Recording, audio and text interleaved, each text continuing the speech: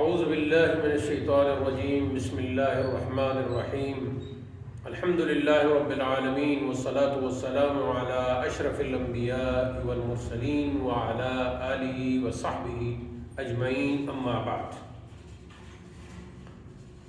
عزیز طلبہ و طالبات جو ہمیں یوٹیوب پر ملاحظہ کرتے ہیں اور جو آئندہ بھی ملاحظہ کریں گے، درس علم الصرف کی آج یہ تیسری کلاس ہے۔ آج کچھ جو ہم نے گزشتہ درس میں مصطلحات پڑھی تھیں، تھوڑی سی ان کی وضاحت کریں گے، اور اس کے بعد اگلا جو ہمارا درس ہوگا وہ ہے کلمہ کی اقسام۔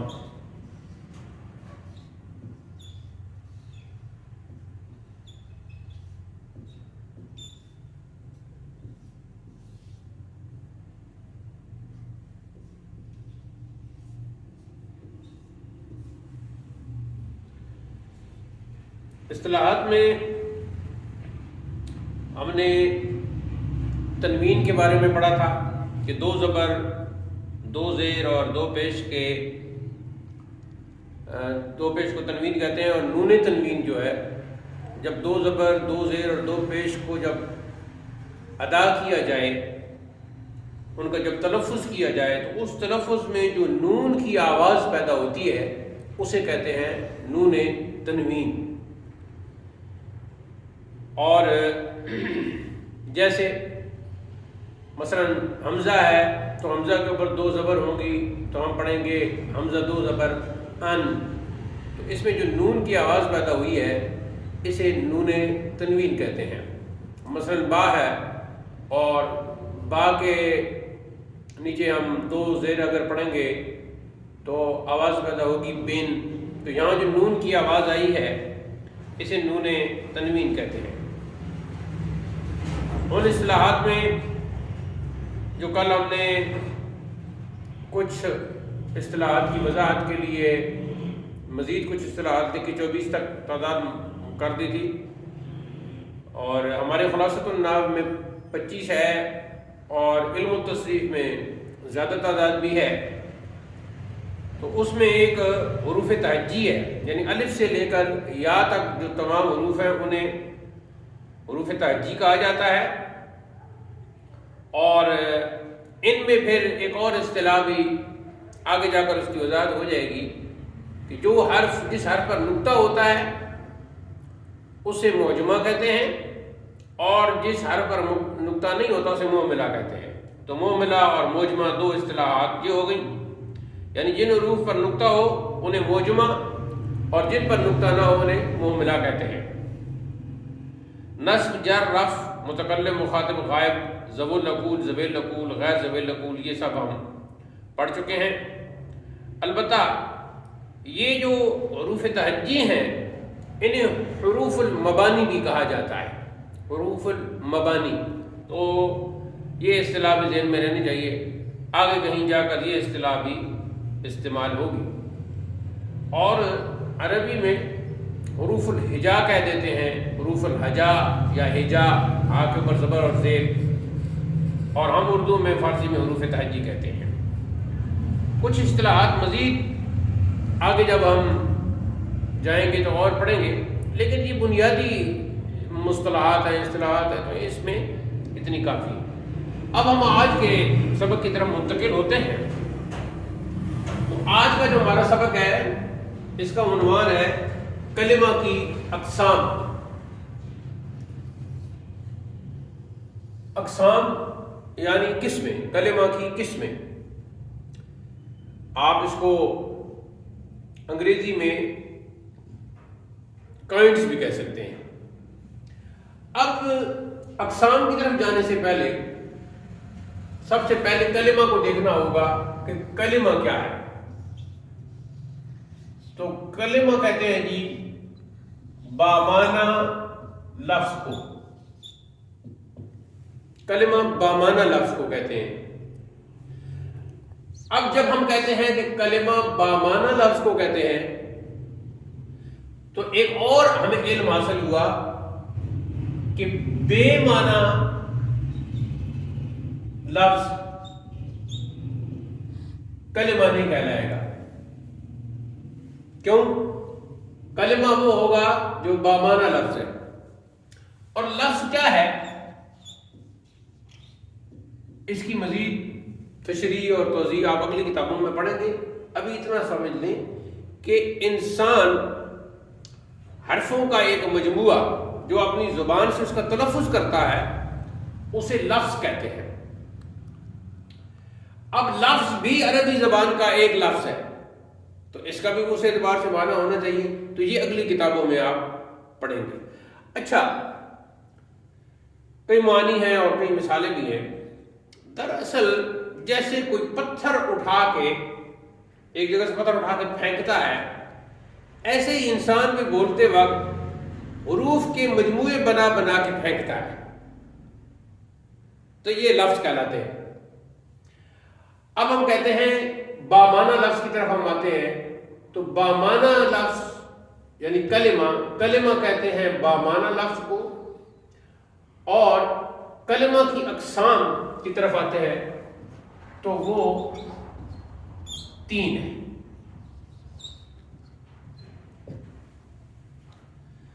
اب یہاں 2 باتیں ہمیں معلوم کرنی ہے. پہلی یہ بات کہ وہ 3 قسمیں کون سی ہیں کلمہ کی، اور دوسری یہ بات کہ 3 کیوں ہیں. ایک لفظ آپ نے پہلے ہم نے استعمال کیا اور اب آپ نے یاد کر لیا ہوگا، وجہ حاصر.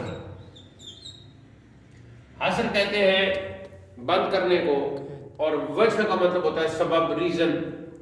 تو بند کرنے کا ریزن. تو یہاں ہم نے وجہ حاصر بھی پڑھنی ہے اور وہ 3 قسمیں بھی پڑھنی ہے. اب یہاں ایک سوال پیدا ہوتا ہے کہ ہم تو پڑھ رہے ہیں عربی زبان، تو کیا یہ عربی زبان کا جو کلمہ ہوتا ہے اس کی اقسام ہے یا باقی زبانوں کے اندر بھی اس طرح ہوتا ہے؟ تو یہاں ایک اضافی معلومات آپ کو دیتا چلوں کہ دنیا کی جتنی بھی زبانیں ہیں ان میں جو کلمہ ہے، ان کی جو کلمات ہیں، اور ایک کو ہم کلمہ کہیں گے، اس کی 3 ہی قسمیں ہیں. اب 3 قسمیں ہیں. تو پہلی قسم کو کہتے ہیں جی اسم، دوسری کو کہتے ہیں جی فعل، اور تیسری کو کہتے ہیں جی حرف. اب اگر ہم ایک نقشہ بنائیں تو ہم ایسے لکھیں گے لفظ، اور یوں لکھیں گے اسم. یہاں کلمہ لکھیں، لفظ کی جگہ یہاں کلمہ لکھ دیتے ہیں تاکہ وہ اصطلاح کلمہ کی پھر بار بار استعمال ہوگی. تو کلمہ، اسم، فعل، زوم تھوڑا سا کر دیں آپ، حرف. تو اب جب ہم نے کہا تھا کلمہ کی اقسام، تو ہم نے کہا کہ کلمہ کی 3 اقسام ہیں، اور اب ہم اس سے واقف ہو چکے ہیں کہ کلمہ کی پہلی قسم ہے اسم، دوسری ہے فعل، تیسری ہے حرف. آج کچھ طبیعت بھی ناساز ہے، تو بعض اوقات ویڈیو ملاحظہ کرنے والے جو ہوتے ہیں انہیں ہر بات کا علم نہیں ہوتا، تو وہ پھر مختلف ان کے ذہنوں میں خیالات پیدا ہوتے ہیں. تو اس لیے میں نے وضاحت کر دی.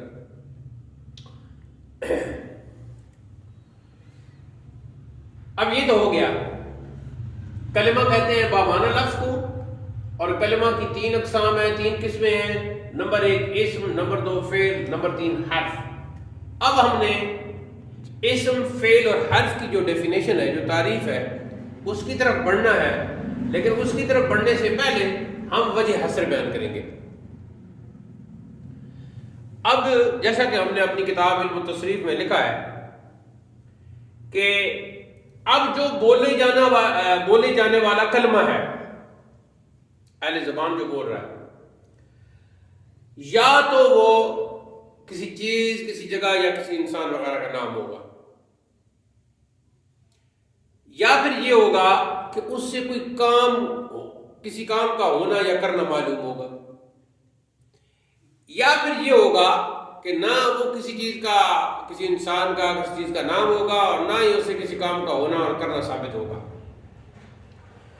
اب وہ کلمہ جو کسی انسان کا نام ہے، کسی چیز کا نام ہے،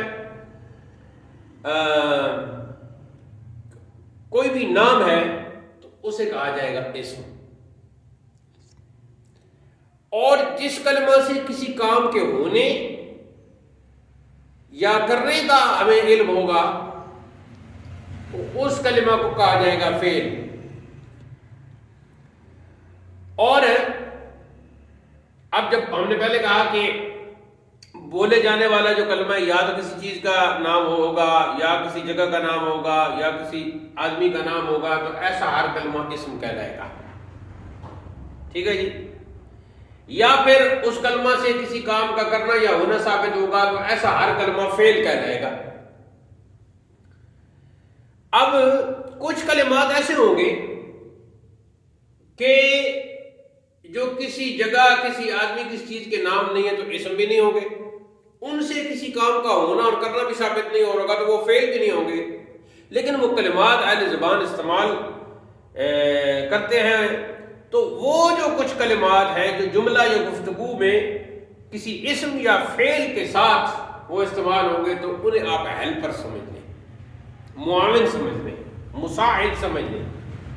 تو ایسے تمام کلمات جو کسی اسم کے ساتھ اس کے معاون کے طور پر آئیں یا کسی فعل کے ساتھ اس کے معاون کے طور پر آئیں، تو ایسے تمام کلمات حروف کہلائیں گے۔ اسم کی جمع اسماء، فعل کی جمع افعال اور حرف کی جمع حروف۔ اب ہم نے دیکھنا کیا ہے، تھوڑا سا اور ریپیٹ کرنا ہے تو پھر بیٹھ۔ ابھی چونکہ آپ ذرا تاخیر سے آئے ہیں تو تھوڑا سا ہم دوہرا دیتے ہیں، اور کوئی سوال ہوا تو وہ پھر بعد میں ہو جائے گا۔ کچھ تو اصطلاحات ایک دو رہتی تھیں وہ ہم نے وضاحت کی ہے۔ اس کے بعد آج کا جو ہمارا سبق شروع ہوا ہے وہ ہے جی کلمہ کی اقسام، ٹھیک ہے جی۔ تو اس میں سب سے پہلے ہم نے کلمہ کی وضاحت کی کہ کلمہ کہتے ہیں با معنی لفظ کو۔ اس میں یہ ہے کہ کلمہ کہنا ہے۔ اب اردو میں ہم کلمہ کہہ دیتے ہیں، لام کو ساکن کر دیتے ہیں، لیکن عربی میں کلمہ ہوگا۔ تو سب سے پہلے ہم نے کلمہ کا معنی لکھا کہ کلمہ کہتے ہیں با معنی لفظ کو۔ تو جب ہم کہتے ہیں کہ کلمہ با معنی لفظ کو کہتے ہیں تو صاف بات ہے کہ بے معنی لفظ کو پھر کلمہ نہیں کہہ سکتے، ٹھیک ہے جی۔ اب کوئی اولف اور کوئی معاملات کہہ رہا ہے تو اس کو ہم کلمات کم از کم نہیں کہہ سکتے گرامر کی زبان میں۔ اور کلمہ جو ہے جب ہم کہتے ہیں کہ با معنی لفظ کو کہتے ہیں تو لفظ کیا ہے؟ لفظ ایک حرفوں کا ایک ایسا مجموعہ ہے جسے انسان اپنی زبان سے اس کا تلفظ کرتا ہے۔ مزید اس لفظ کے معنی، یعنی لفظ کو جب ایز اے ورڈ ہم دیکھیں گے تو اس کے معنی آگے جا کے ہم پڑھیں گے پھر۔ اب دوسری بات یہ تھی کہ عنوان میں تھا کلمہ کی اقسام، تو کلمہ تو ہمیں پتہ چل گیا۔ اب اقسام کی طرف جب ہم آئے تو کلمہ کی 3 اقسام ہیں، 3 قسمیں ہیں۔ نمبر 1 اسم، نمبر 2 فعل، نمبر 3 حرف۔ اب ہم نے ایک چھوٹا سا نقشہ بنایا کلمہ اور نیچے اس کو ڈیوائیڈ کر دیا کلمہ، اس طرح کے آپ بھی ضرور بنائیں کلمہ، اسم، فعل اور حرف۔ جمع ہو گئی جی اسم کی اسماء، فعل کی افعال اور حرف کی حروف۔ اب جب آپ آئے ہیں تو وجہ حسر بیان کرنے لگے تھے، کچھ تھوڑا سا بیان ہو۔ وجہ حسر یہ ہے، حسر کا مطلب ہے بند کرنا، اور وجہ ریزن ہو گیا۔ تو 3 قسموں میں کلمہ کو بند کرنے کی وجہ حسر کیا ہے، ٹھیک ہے جی۔ وجہ حسر بیان کرنا ضروری ہے کہ جب ہم کہتے ہیں کہ کلمہ کی 3 قسمیں ہیں تو سوال پیدا ہوتا ہے کہ 4 کیوں نہیں، 2 کیوں نہیں، 5 کیوں نہیں؟ تو آپ نے کلمہ کی قسموں کو 3 میں حصر کر دیا، بند کر دیا۔ اب انحصار ہو گیا ہے کلمے کی اقسام کا صرف 3 میں. تو یہ جو انحصار آپ نے کیا ہے 3 قسموں میں، چوتھی کی طرف آپ نہیں جا رہے، 2 کی تک آپ نہیں ٹھہرے، تو وجہ انحصار، اور اس کو وجہ حصر کہتے ہیں علماء کی زبان میں، وجہ حصر بیان کرنا ضروری ہے. تو وجہ حصر یہ ہے جی، میں نے کتاب میں لکھا ہے، اس کی جو پہلے پڑھا تھا اس کا بھی PDF فائل بنایا ہے، انشاءاللہ وہ گروپ میں سینڈ کریں گے، اور یہ بھی اس کے بھی بنائیں گے. وجہ حصر یہ ہے جی کہ بولے جانے والا کلمہ یا تو کسی چیز، کسی جگہ یا کسی آدمی کا نام ہوگا، ٹھیک ہے جی، تو وہ کہلائے گا اسم. دوسرے نمبر پر بولے جانے والا کلمہ جو ہے اس سے کسی کام کے ہونے یا کسی کام کے کرنے کا علم ہو رہا ہوگا تو وہ کہلائے گا فعل. 2 ہو گئی جی. اب اس کے علاوہ کچھ کلمات ایسے ہوں گے کہ جو کسی جگہ، کسی چیز، کسی آدمی کے نام نہیں ہوں گے، تو اس کا مطلب ہے وہ اسم سے نکل گئے، اور ان سے کسی کام کا ہونا یا کسی کام کا کرنا بھی ثابت نہیں ہو رہا ہوگا تو وہ فعل سے بھی نکل گئے. تو اس کا صاف مطلب ہے کہ وہ کلمات نہ تو اسم ہے نہ ہی فعل ہے. تو ایسے تمام کلمات کو جو کبھی اسم کے ساتھ استعمال ہوتے ہیں یا فعل کے ساتھ استعمال ہوتے ہیں، تو یہ بطور معاون استعمال ہوتے ہیں، بطور ہیلپر استعمال ہوتے ہیں. ایسے تمام کلمات کو واحد ان کا حرف اور جمع ان کی حروف ہے. اب دیکھیں جی، کیا کوئی چوتھی قسم بن سکتی ہے؟ کیوں ابھی چوتھی قسم نہیں بن سکتی. ہم نے کہا کہ بولا جانے والا کلمہ یا تو کسی جگہ، کسی چیز اور کسی آدمی کا نام ہوگا تو وہ کہلائے گا اسم، یا اس سے کسی کام کا کرنا یا ہونا ثابت ہو رہا ہوگا تو وہ کہلائے گا فعل. کچھ کلمات ایسے ہیں کہ وہ نہ اسم ہے نہ فعل ہے، تو ان کو کہا جائے گا حرف اور ان کی جمع ہے حروف. چوتھی قسم بن ہی نہیں سکتی. تو وجہ ایسا سمجھ آ گئی کہ 3 میں بند کرنے کی، کلمہ کی اقسام کو 3 میں بند کرنے کی وجہ اثر جو ہے وہ ہمیں معلوم ہو گئی ہے. اب آگے چلتے ہیں.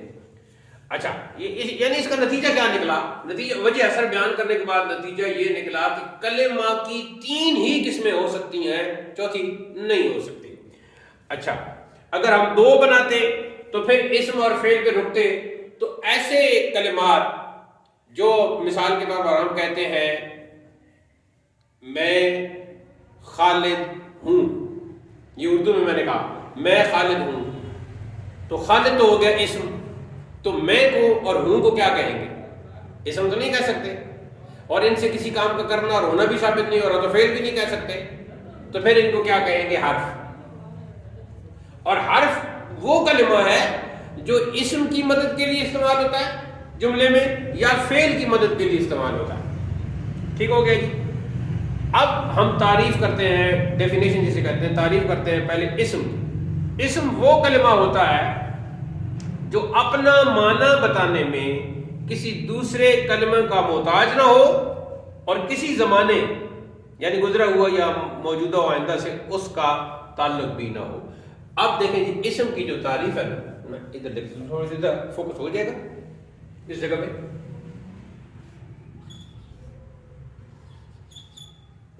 اسم کی تعریف لکھنا تو آپ نے بالکل جو جیسے میں نے لکھا ہے ہو بہو جیسے کاپی پہ لکھا اسی طرح آپ نے لکھنا ہے اور یاد کرنا ہے. اب اسم کی جو تعریف ہے اس کو ہم نے سمجھا ہے.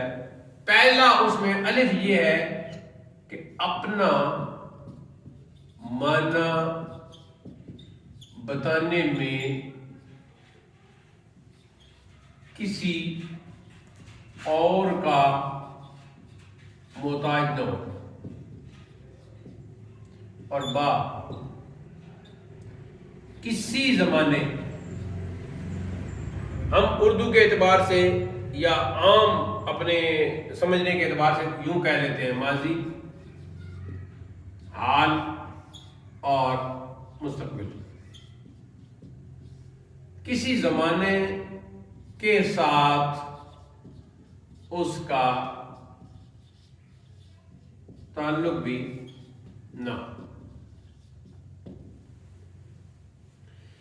اسم وہ کلمہ ہوتا ہے جو اپنا معنی بتانے میں کسی دوسرے کلمہ کا محتاج نہ ہو اور کسی زمانے سے اس کا تعلق نہ ہو. تو اس کا جب ہم نے اسم کی تعریف پڑھی تو دو اس میں نقطے ہیں. پہلا نقطہ یہ ہے کہ اپنا معنی بتانے میں کسی اور کلمہ کا وہ محتاج نہیں ہوتا. جو اس کا معنی ہے وہ خود وہ اپنا معنی بتائے گا. مثلا واحد، اب یہ میرا اسم ہے تو اس سے مراد میں مسمى ہوں سر سے لے کر پاؤں تک، تو کسی اور کلمہ کی یا کسی کو آپ کو ضرورت نہیں ہوگی. دوسرا اس میں نقطہ یہ ہے کہ کسی زمانے، زمانہ ہم سمجھنے کے لیے کہہ رہے ہیں کہ ایک گزرا ہوا زمانہ ہے، ایک موجودہ زمانہ ہے، ایک آنے والا زمانہ ہے، تو ہم نے ماضی حال مستقبل کہہ لیا. وگرنہ گرامر میں جو زمانہ یا فعل کی جو تقسیم ہوگی وہ اور طرح کی ہوگی. کسی زمانے کے ساتھ اس کا تعلق بھی نہ ہو. یہ دو نقطے ہیں اسم کی تعریف میں. اب ہم کچھ مثالیں پڑھ لیتے ہیں. سب سے پہلے تو اللہ تعالیٰ کا ہی نام لینا چاہیے. اللہ، پھر رسول کریم کا اس میں گرامی لکھنا چاہیے محمد صلی اللہ علیہ وسلم. پھر آگے لکھتے ہیں جی رسول. رسول کیمرہ میں آ گیا. اب نیچے لکھ لیتے ہیں کتاب.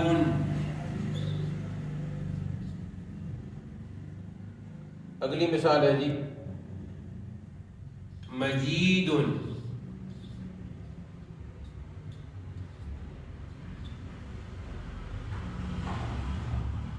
اگلی مثال ہے ہمارے شہر کا نام اتک. تو تے جو ہے اس کو ہم تعریف بنائیں گے. تعریف کے اصول ہے. تعریف کا مطلب ہوتا ہے غیر عربی کو عربی بنانا. تو تعریف کے اصول کے مطابق تے جو ہے وہ تے میں بدل جاتی ہے. تو اٹک کو جب ہم عربی اس کی تعریف کریں گے تو وہ ہو جائے گا تعریف اتک. اس کے بعد جی لاہور. لاہور اتقو بھی پڑھ سکتے ہیں، اتقن بھی پڑھ سکتے ہیں، اتقو ہی پڑھیں. اچھا اس کے بعد ہے جی بشاور.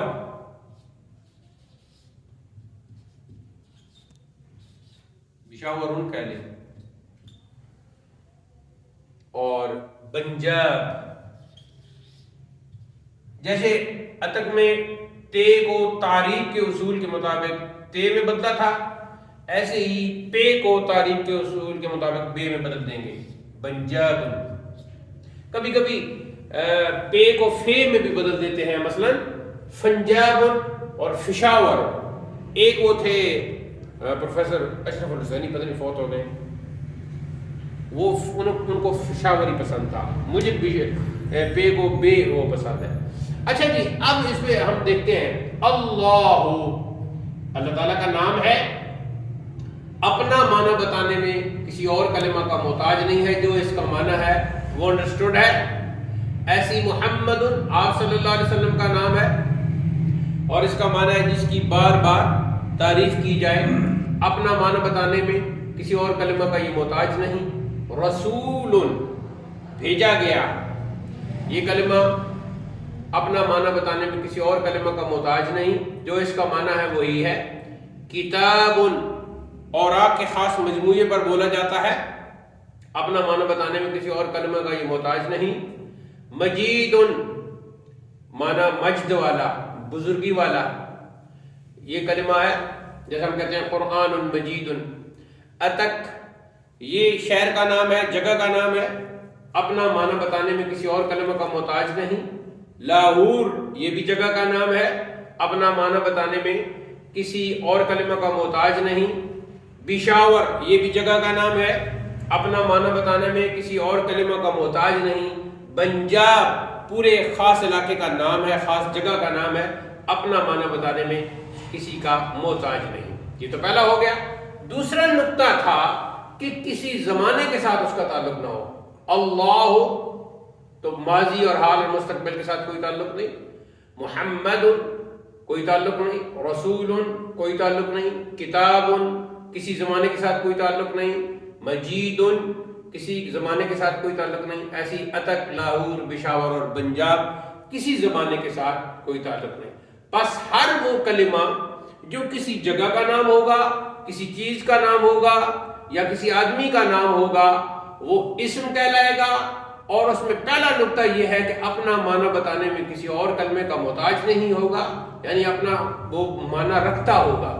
اور دوسرا یہ ہے کہ کسی زمانے یعنی ماضی، حال، مستقبل کے ساتھ اس کا کوئی تعلق نہیں ہوگا. آگے بڑھتے ہیں جی. اب دوسری قسم ہے جی فعل.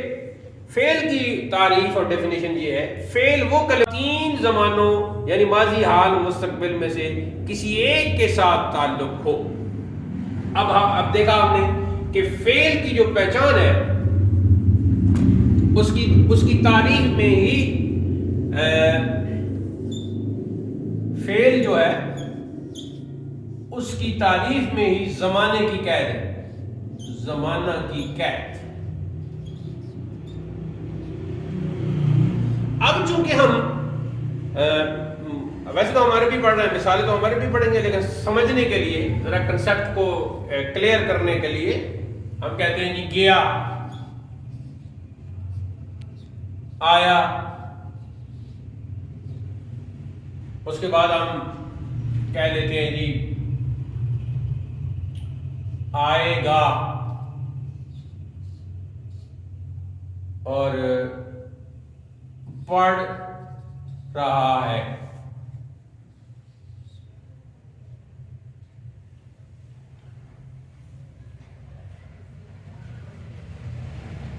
اچھا، یہاں دائرے میں ایک اور لکھ لیتے ہیں پڑھنا. اس کو دائرے میں لکھ لیتے ہیں. اب جب ہم نے کہا گیا تو یہ ایک کلمہ تھا، تو کوئی بھی گیا جو بھی کہے. تو جب ہم نے کہا گیا تو اس کا تعلق ہے گزرے ہوئے زمانہ کے ساتھ. تو ثابت ہو گیا کہ یہ کلمہ فعل ہے، اس لیے کہ اس میں زمانہ کی قید موجود ہے اور وہ ہے فعل ماضی. آیا، ایک شخص آیا، اس کے آنے کا جو تعلق ہے وہ مکمل ہو چکا اور وہ بھی ماضی کے ساتھ ہے. تو آیا کے بارے میں جب ہم نے غور کیا تو ہم نے کہا کہ یہ تو فعل کے ساتھ یعنی زمانہ کے ساتھ تعلق رکھتا ہے، لہذا یہ کلمہ فعل ہے. آئے گا، ایک آنے والے زمانہ کے ساتھ اس کا تعلق موجود ہے، تو ہم نے کہہ لیا کہ یہ بھی فعل ہے.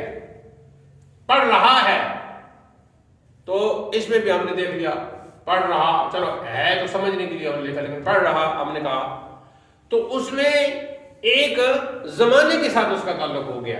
تو معلوم ہوا کہ ہر وہ کلمہ جو کسی ایک زمانہ کے ساتھ تعلق رکھے، اور اردو کے اعتبار سے تین ہی آپ زمانے بنا لیں، ماضی کے ساتھ تعلق رکھے تو وہ فعل ہے، حال کے ساتھ اس کا تعلق ہو تو فعل ہے، استقبال یا مستقبل یا مستقبل کے ساتھ اس کا تعلق ہے، فیوچر کے ساتھ، تو وہ فعل ہے. اچھا، اب اس بات کو مزید سمجھنے کے لیے ہم نے یہاں لکھا تھا پڑھنا. اب مجھے آپ حبیب یہ بتائیں، پڑھنا فعل ہے یا اسم ہے؟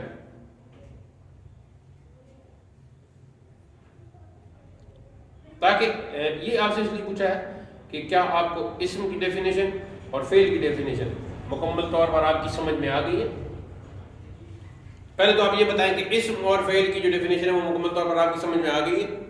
جی. اچھا، تو پھر پڑھنا بتائیں اسم ہے یا فعل ہے؟ دیکھیں اس میں کوئی پریشان ہونے کی ضرورت نہیں. پڑھنا کو سامنے رکھیں اور دیکھیں اپنا معنی بتانے میں کسی اور کا محتاج نہ ہو. کیا یہ اپنا معنی بتا سکتا ہے؟ بتا سکتا ہے. تو اسم کی اس کے اندر ایک علامت آ گئی. دوسری، کسی زمانے کے ساتھ اس کا تعلق بھی نہ ہو. کیا اس کا کسی زمانے کے ساتھ تعلق ہے؟ نہیں ہے. تو دونوں علامتیں ہم نے جب اسم کی اس کے اندر دیکھی تو یہ اسم ہے. اب آگے جا کے پتہ چلے گا کہ اسم کی کون سی قسم ہے، کیونکہ اسم کی بھی تو قسمیں پڑھیں گے نا. لیکن یہاں فعل کے نیچے ہم نے پڑھنا لکھا، تو آپ نے کہا بے شک آپ نے فعل کے ضمن میں آپ نے اس کو لکھا ہے، لیکن یہ فعل نہیں ہے. اور کہاں سے ثابت ہوا کہ اس میں کوئی زمانہ کی قید نہیں تھی؟ پڑھنا. اگر تو آپ نے کہا پڑھا پھر فعل ماضی تھا، پڑھے گا پھر فعل مستقبل ہے، پڑھتا ہے فعل حال ہے، لیکن صرف پڑھنا یہ اسم ہے. اپنا معنی بتانے میں بھی کسی دوسرے کلمہ کا محتاج نہیں، پتہ چل رہا ہے پڑھنا، ٹو ریڈ کہہ لیں یا ٹو اسٹڈی کہہ لیں، جو بھی کہہ لیں. اور دوسرا یہ ہے کہ اس کا کسی زبان کے ساتھ تعلق نہیں، نہ پاسٹ کے ساتھ، نہ پریزنٹ، نہ فیوچر کے ساتھ. اچھا جی، اب آگے بڑھتے ہیں. یہاں میں نے آپ سے بات یہ کی تھی کہ ادھر جب ہم نے اسم کی مثالیں پڑھی تو اللہ محمد رسول کتاب مجید اتق لاہور پشاور بنجار، تو چونکہ ہم عربی گرامر پڑھ رہے ہیں تو فعل کی مثالیں بھی ہم عربی میں پڑھیں گے. اور یہ جو مثالیں ہیں یہ آپ نے ان کو بالکل زبانی یاد کر لینا اور گویا رٹا لگانا ہے. تو فعل کی پہلی مثال ہے ضرب، ذرا بولیں ضرب. آپ بھی تھوڑا سا تلفظ کریں جی. ضرب جی، اس کا معنی ہے اس نے مارا. سیم ضرب مثال اور اس کا ترجمہ آپ نے یاد کر لینا ہے. دوسرا ہے جی خرج، ذرا تلفظ کریں خرج. اس کا معنی ہے وہ باہر نکلا. مثال اور ساتھ ترجمہ آپ نے یاد کر لینا. تیسری مثال ہے جی یخرج، تلفظ کریں یخرج. اس کا معنی ہے جی یہ اب جہاں جو عربی گرامر ہے نا اس میں حال اور استقبال دونوں جمع ہو جاتے ہیں تو اس کا معنی ڈبل ہوگا، وہ باہر نکلتا ہے یا نکلے گا. بس یہ تین مثالیں آپ نے صرف فعل کو، پہلی جب ہم نے کہا ضربا ماضی کے ساتھ اس کا تعلق ہے، زمانے کی قید آ گئی اور اپنا معنی بتانے میں کسی دوسرے کلمے کا محتاج بھی نہیں اور زمانے کے ساتھ اس کا تعلق بھی ہے اور وہ ہے ماضی. خرجا اپنا معنی بتانے میں کسی دوسرے کلمے کا محتاج نہیں اور زمانہ اس میں کون سا پایا جا رہا ہے؟ ماضی. ابھی ہمیں چونکہ فعل ماضی کی ہمیں پہچان نہیں ہے نا تو ابھی تو استاد کا کام ہے کہ وہ بتائے کہ یہ فعل ماضی ہے. آگے جا کے تو خود پتہ چل جائے گا، سٹائل کا پتہ چل جائے گا کہ یہ فعل ماضی ہے، یہ فعل مضارع ہے. یا خروجو وہ باہر نکلتا ہے یا نکلے گا، تو دونوں زمانوں کا ہمیں پتہ چل گیا. اب ہم آتے ہیں جی تیسرے کلمہ کی تیسری قسم ہے، وہ ہے حرف. تعریف ہے وہ کلمہ ہوتا ہے جو اکیلا اپنا معنی نہ بتائے، یعنی اسم اور فعل کے بغیر اپنا معنی نہ بتائے. تو اور اکیلا اس کے استعمال کا کوئی فائدہ ہی نہ ہو. مثال کے طور پر میں نے یہاں 4 مثالیں لکھی ہیں، تو یہ تو آپ سمجھ گئے نا. اس کو اگر ابھی ہم ڈیلیٹ کر دیں تو کیسے نقشہ آپ بنا لیں. تو میں شروع کی ویڈیو میں آ بھی گیا ہے. حرف پہلی مثال ہے جی من، بریکٹ میں آپ اس کا ترجمہ کر لیں سے. دوسری مثال ہے جی فی، بریکٹ میں آپ اس کا معنی کر لیں میں. تیسری مثال ہے جی اعلی، بریکٹ میں آپ اس کا معنی کر لیں پر. اور چوتھی مثال ہے جی الا،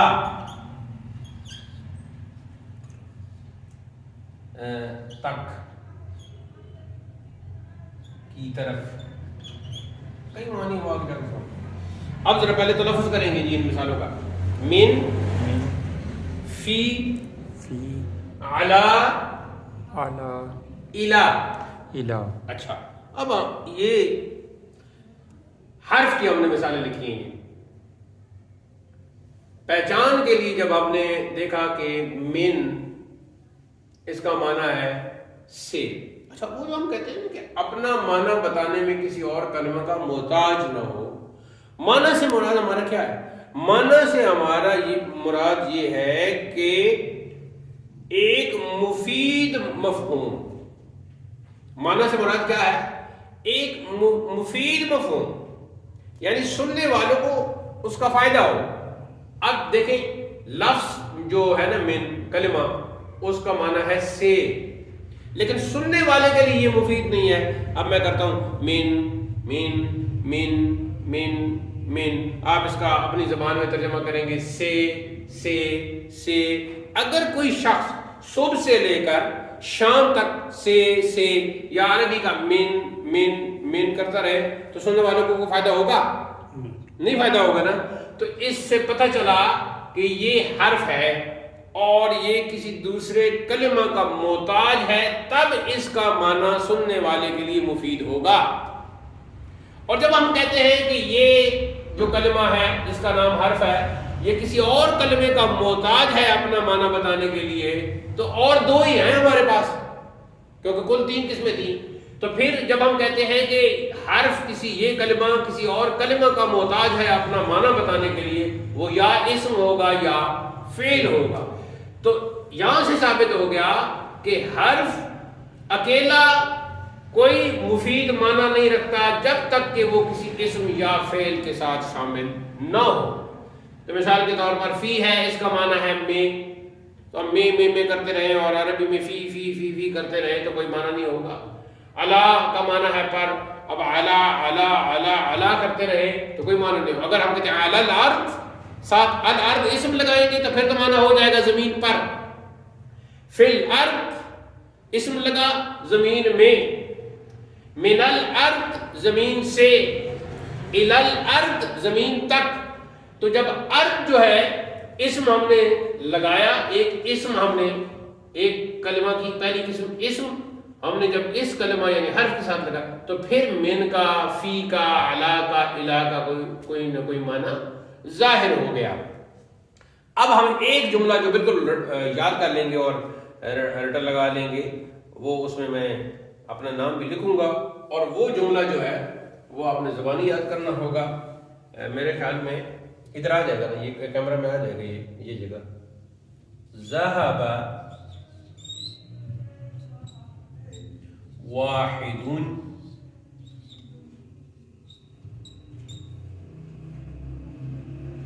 إلى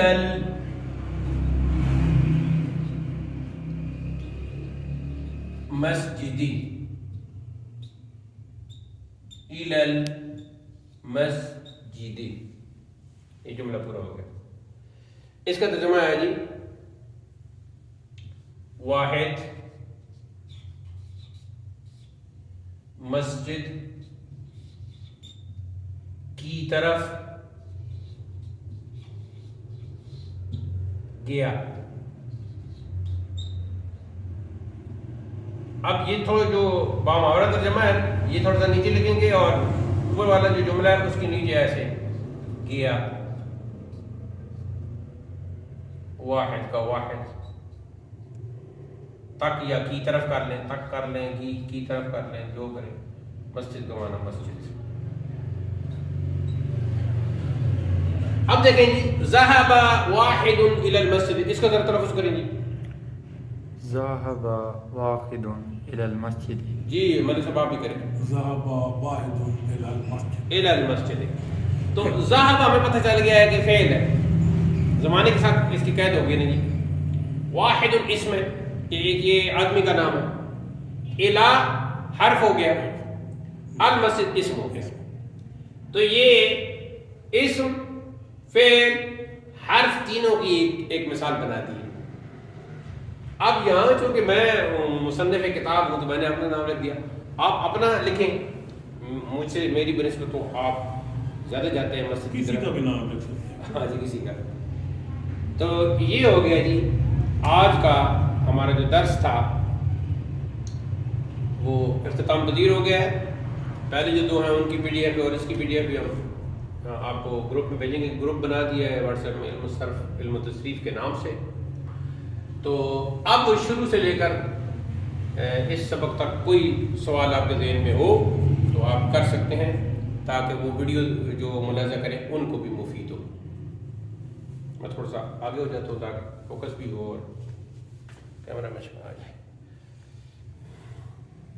کچھ طبیعت ناساز چل رہی تھی عصر کے وقت، تو پھر افاقہ ہو گیا. اب کوئی سر درد، کوئی زکام ٹائپ اس طرح بس. جی کوئی ہے سوال آپ کے ذہن میں آ رہا ہے؟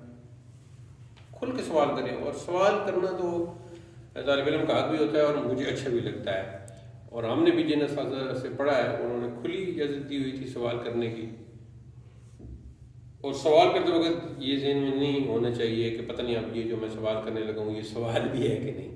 آپ نے اپنے ذہن کے مطابق سوال کرنا ہے اور سوال پوچھنا ہے. تو اگر آپ کو سارا درس سارا سبق سمجھ میں آ گیا ہے تو آپ کہہ سکتے ہیں کہ سمجھ میں آ گیا. وجہ حسر.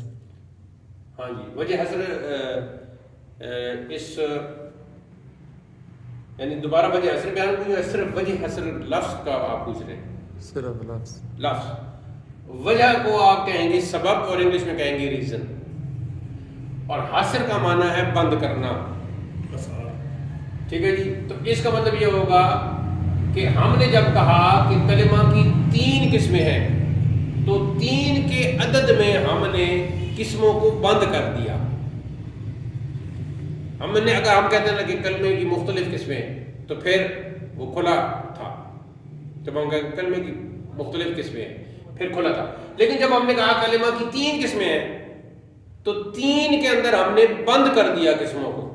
یہ جو بند کرنا ہے اسے عربی میں کہتے ہیں حسر. آگے آپ علم بلاغت میں بھی پڑھیں گے یہ حسر. ٹھیک ہے جی. تو 3 میں جب ہم نے بند کر دیا تو اب وجہ بیان کرنا ضروری ہو گیا تھا کہ یہ جو 3 میں حسر ہم نے کیا ہے کلمہ کی اقسام کا، اس کی وجہ بیان کرنا، اس کا ریزن بیان کرنا ضروری ہو گیا تھا. اور وہ یہ تھا، کوئی بھی کہہ سکتا ہے، آپ کوئی بھی طالب علم کہہ سکتا ہے کہ آپ نے 3 قسموں میں کیوں بند کیا ہے کلموں کو، 4 کیوں نہیں بنی، 2 کیوں نہیں بنی.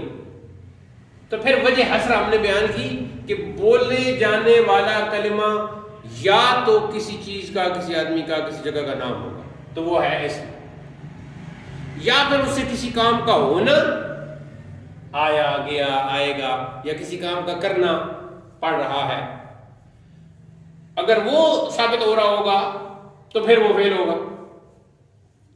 اگر وہ کسی جگہ، کسی چیز، کسی آدمی کا نام بھی نہیں، اس سے کسی کام کے ہونے کرنے کا بھی ظاہر نہیں ہو رہا تو پھر وہ حرف ہے. چوتھی قسم بن ہی نہیں سکتی.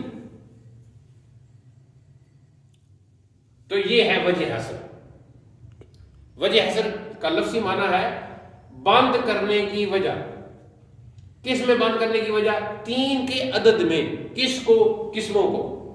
ہاں، آخری بات جو میں آپ کو پہلا سوال یہ کرنا چاہیے تھا لیکن آپ بھی بھول گئے، میں خود بھول گیا، کہ جب میں نے درس کا عنوان لکھا کلمہ کی اقسام، اور وہ سارا سمجھا بھی دیا، لیکن بریکٹ میں نے لکھا سے اقسام. سے آپ فارسی پہلے پڑھ چکے ہو، سے کہتے ہیں 3 کو، تو سے اقسام کا مطلب ہے 3 قسمیں. تو سے اقسام سے مراد کیا ہے؟ اسم، فعل، حرف. اور اگر آپ سے کوئی پوچھے کہ آپ عربی گرامر پڑھ رہے ہیں، جی سے اقسام کسے کہتے ہیں، تو آپ جواب میں کہیں گے سے اقسام اسم، فعل، حرف کو کہتے ہیں. 1 2 سے 3 ہے. تو سے اقسام یاد کرنے کے لیے علماء نے ایک چھوٹا سا نام رکھ دیا فارسی میں، سے اقسام. ٹھیک ہے جی. اور عربی میں آگے جا کے ہم اقسام الثلاثہ، الکلمات الثلاثہ، اس قسم کے نام رکھیں گے، لیکن فارسی میں سے اقسام نام رکھ دیا. اس کا فائدہ ہمیں یہ ہے، ایک تو یہ نام ہو گیا کلمہ کی اقسام، 1 2 3، لیکن فارسی میں سے اقسام 2 لفظوں میں درس کا عنوان بن گیا. درس کا جو موضوع ہے اس کا نام 2. تو اختصار کو بھی ملوز خاطر رکھا جاتا تھا.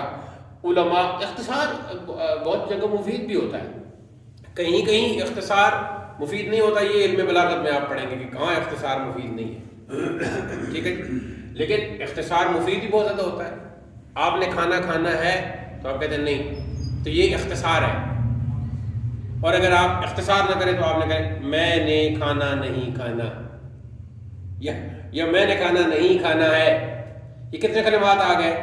یہ کلمات بولنے میں بھی وقت صرف ہوا، سننے والا جو جس نے سنا اس کا بھی وقت صرف ہوا. سننے والے کا بھی تو وقت صرف ہوتا ہے نا، وہ بھی سماعت کر رہا ہوتا ہے. اگر ایک طرف کلام ہو رہا ہے دوسری طرف سماعت ہو رہی ہے. لیکن جب آپ نے کہا نہیں یا ہاں تو ایک کلمہ کے ساتھ آپ نے جواب دے دیا، سننے والے کو بھی معلوم ہو گیا، دونوں کا ٹائم بھی بچ گیا. تو اسے کہتے ہیں اختصار مفید. لیکن کہیں اختصار جو ہے وہ مفید نہیں ہوتا، وہ علم بلاغت میں آپ پڑھیں گے. تو 6 اقسام نام ہے. اس کا ایک فائدہ ہمیں یہ ہوگا کہ انشاءاللہ جب ہم یہ ابتدائی چیزیں پڑھ لیں گے تو سورہ فاتحہ کو ہم سامنے رکھیں گے تو ہم آپ سے ایک ٹیبل بنوائیں گے. تو ایک ٹیبل کے جو ایک کالم ہوگا اس کا نام ہوگا 6 اقسام. تو وہاں آپ سے پوچھا جائے گا کہ الرحمن لکھیں یہاں اور بتائیں کہ 6 اقسام میں سے کیا ہے. تو آپ وہاں کیا لکھیں گے؟ اسم. ٹھیک ہے جی. اور نعبد تو آپ اس کالم میں لکھیں گے فعل. ٹھیک ہے جی. اور اس سے پہلے الحمدللہ للہ تو لفظ اللہ سے پہلے جو لام ہے تو وہ آپ حرف کے خانے میں آپ لکھیں گے. تو یہ 6 اقسام کا آپ نے ایک کالم بنانا ہوگا. تو اس میں اگر اس کالم میں آپ لکھتے ہو کلمہ کی اقسام یا اسم فعل حرف تو بڑا کالم بن جائے گا, ذرا پھیل جائے گا. 6 اقسام میں 2 ہی. تو کلمہ کی جو 3 قسمیں اسم فعل حرف ان کا دوسرا نام ہے 6 اقسام فارسی میں اور جو گرامر کی کتاب ہے. جی کوئی آپ کے ذہن میں سوال ہے آج کے درس کی وجہ سے؟ لفظ کا اصل معنی اپنا جو لغوی معنی اس کو کیا؟ جی لفظ کا ایک تو اس کو ڈکشنری میں جو اس کو کسی اور معنی کے لیے استعمال کرتے ہیں وہ معنی تو ہم پڑھیں گے آگے, بتا میں بھی دیتا ہوں لیکن وہ آگے ہم پڑھیں. ٹھیک ہے جی. یہاں اس کا جو معنی پہلا کیا جاتا ہے گرامر میں وہ یہ کیا جاتا ہے ما یتلفظ بہ الانسان کہ حروف کا وہ مجموعہ جس کا انسان تلفظ کرے. ٹھیک ہے جی. جس کا انسان تلفظ کرے یعنی کوئی تلفظ کا مطلب بولے. مثلا میں نے کہا اللہ تو یہ لفظ بن گیا. ایک چیز جو اب عربی گرامر کی جب ہم عربی کتابیں شروع کریں گے انشاءاللہ اس میں پھر ہم چونکہ عربی پڑھ رہے ہوں گے تو یہ عربی کا ایک کلمہ یعنی ایز اے عربک ورڈ جب یہ استعمال ہوگا تو پھر یہ ہم نے دیکھنا ہوگا کہ اہل زبان اس لفظ کو کہاں استعمال کرتے ہیں. یہاں تو ہم نے لفظ ان سے ادھار مانگا اور یہاں گرامر میں ہم نے لفظ کا معنی کیا ہے وہ جس کا انسان تلفظ کرے, چاہے وہ اللہ ہو, کتاب مجید کوئی بھی. لیکن جب ہم اہل زبان کو دیکھیں گے کہ وہ اس لفظ کو اپنی بولی میں ایز اے ورڈ کہاں یوز کرتے ہیں تو وہ پھینکنے کے معنی میں کرتے ہیں. ٹھیک ہے جی. پھینکنا لفظ کا لفظی معنی ہے پھینکنا.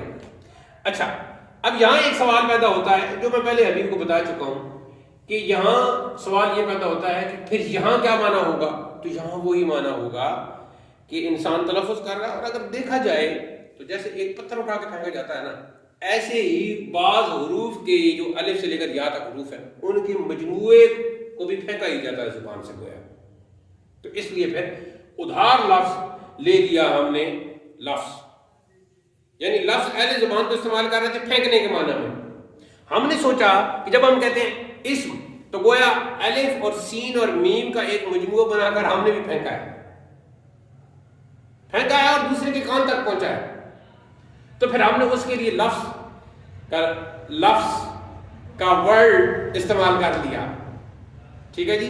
لیکن گرامر میں یہاں کلمہ کا جب ہم کہتے ہیں با معنی لفظ تو اس وقت لفظ کا معنی کیا ہوگا ما یتلفظ بہ الانسان یعنی وہ مجموعہ حرفوں کا جس کا انسان تلفظ کرتا ہے. اہل زبان جو ہیں وہ آگے آگے پڑھیں گے. مثال کے طور پر میں نے کھجور لی, کھجور کھائی اور جب اس کی گٹھلی نکلی تو وہ میں نے پھینک دی. تو کیا کہیں گے اکلت التمرۃ ولفظت النواۃ میں نے کھجور کھا لی اور اس کی گٹھلی پھینک دی. تو وہاں لفظت میں نے پھینک دی. تو لفظ کا لغوی معنی جو اہل زبان اہل لسان اہل لغت استعمال کرتے ہیں پھینکنے کے معنی میں کرتے ہیں. یہاں ہم نے گرامر میں جو لفظ لیا ہے ہم بھی حروف کے مجموعے بنا بنا کے پھینکتے ہیں دوسرے کے کانوں کی طرف. تو یہ ایک بلاغی اس کے اندر ایک وجہ آ رہی تھی تو ہم نے یہاں. لیکن اس کا یہاں حقیقی معنی کیا کریں گے ما یتلفظ بہ الانسان کہ وہ حرفوں کا مجموعہ جس سے انسان تلفظ کر رہا ہے. دیکھیں لفظ ہمارا اگر دیکھا جائے نا علم منطق جب ہم پڑھیں گے انشاءاللہ تلفظ کر رہا ہے یا بول رہا ہے؟ جی ہاں بولنا یا تلفظ کرنا ایک ہی بات ہے. ہاں ما یتلفظ بہ الانسان جس کے ساتھ انسان تلفظ کرے یعنی بولے. یہ جو ہے نا لفظ یہ ایک قسم کا فریم ہے. اس کی ہمیں ضرورت صرف فریم کی حد تک ہے. مثلا میں آپ کو بتانا چاہتا ہوں اپنی کیفیت کے میرے جو سر ہے اس میں درد ہے. ٹھیک ہے, یہ ہے میری کیفیت. اب جب تک میں آپ کو کیفیت نہیں بتاتا تو آپ کو تو نہیں اس کا علم. تو اب میں اپنی کیفیت آپ کو بتانے کے لیے سہارا کس کا لوں گا؟ لفظ کا. تو میں کہوں گا کہ میرے سر میں درد ہے. ٹھیک ہے جی. تو یہ لفظ گویا ہمارا اصل چیز نہیں ہے ہمارے نزدیک, ایک فریم ہے جس میں ہم اپنی اصل چیز رکھ کے یعنی معنی رکھ کے دوسرے تک بھیجتے ہیں. تو اصل ہمارا تعلق معنی کے ساتھ ہی ہے. اور جو ہے یہ ہے نا مناطق کا علم منطق والے یہ کہتے ہیں کہ لفظوں کے ساتھ ہمارا کوئی تعلق نہیں سوائے اس کے کہ ہم اپنے جتنے معنی ہیں وہ ان لفظوں کے تھرو بھیجتے ہیں. اصل ہے چیز معنی ہی. اب دیکھیں میں آپ کے ساتھ محبت رکھتا ہوں تو یہ معنی ہے, ایک حقیقت ہے نا, ایک معنی ہے, ایک چھپی ہوئی بات ہے. لیکن اس معنی کو آپ تک, آپ کے دماغ تک منتقل کرنے کے لیے مجھے لفظوں کا استعمال کرنا پڑے گا. اور وہ لفظ میں بناؤں گا میں آپ سے محبت رکھتا ہوں. یہ تقریباً 5 میں نے فریم بنائے, اس کے اندر میں نے اپنا معنی رکھا اور آپ تک وہ کیا. کوئی اور سوال آپ کو دیں گے؟ بس ٹھیک ہے جی صحیح ہو گیا. تو آج کا جی کوئی ہے سوال آپ؟ تعریف. ہاں تعریف کا معنی ہے عربی بنانا, غیر عربی کو عربی بنانا. مثلا اٹک تھا تو ٹے تو حروف ہجا میں شامل نہیں ہے, حروف تہجی میں. تو پھر ہم نے یہاں تعریف کے کچھ اصول ہیں تو ان میں سے ایک اصول یہاں اپلائی کیا اور وہ یہ تھا کہ جہاں ٹے ہوگی غیر عربی کلمہ میں اس کو تا سے تے سے بدل دیں گے, تا سے بدل دیں گے.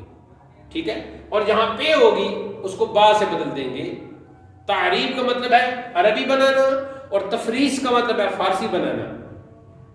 یہ کلمات استعمال ہوتے ہیں. مجھے یہ اچھا نہیں لگتا لیکن یہ ایک کلمہ بنا لیا ہے علماء نے, عرب یعرب تعریبا, عربی بنانا. اچھا یہ کلمہ آپ کے لیے کوئی مشکل نہیں ہوگا جب آگے جا کے آپ فعل مضارع کو پڑھنا شروع کر دیں گے. فعل کی جب آپ تفسیر میں جائیں گے تو ہزاروں کلمات نہیں لاکھوں کلمات اس علم صرف کی برکت سے آپ کے ذہن میں آ جائیں گے, اصول آپ کو معلوم ہو جائیں گے. ان کا معنی بتانے کے لیے ڈکشنری اٹھانے کی آپ کو ضرورت نہیں ہوگی. جب آپ سے کہا جائے گا تعریف کا کیا معنی ہے تو آپ کہیں گے تعریف باب تفعیل کا مصدر ہے, عرب یعرب تعریبا, عربی بنانا. اور اسی سے اسم فاعل معرب نکلے گا اور اسے اسم مفعول معرب نکلے گا. تو معرب تعریف بنانے والا, تعریف کرنے والا. اور وہ جو کلمہ تعریف جیسے یہ اتک ہے تو وہ معرب ہو گیا, الکلمۃ المعربہ یعنی وہ کلمہ جس کی تعریف کی گئی. تو اس طرح کے کلمات آپ کے ہزاروں نہیں لاکھوں ذہن میں آ جائیں گے اس علم صرف کی برکت سے. مگر یہ نقطے ذہن میں بٹھائیں گے.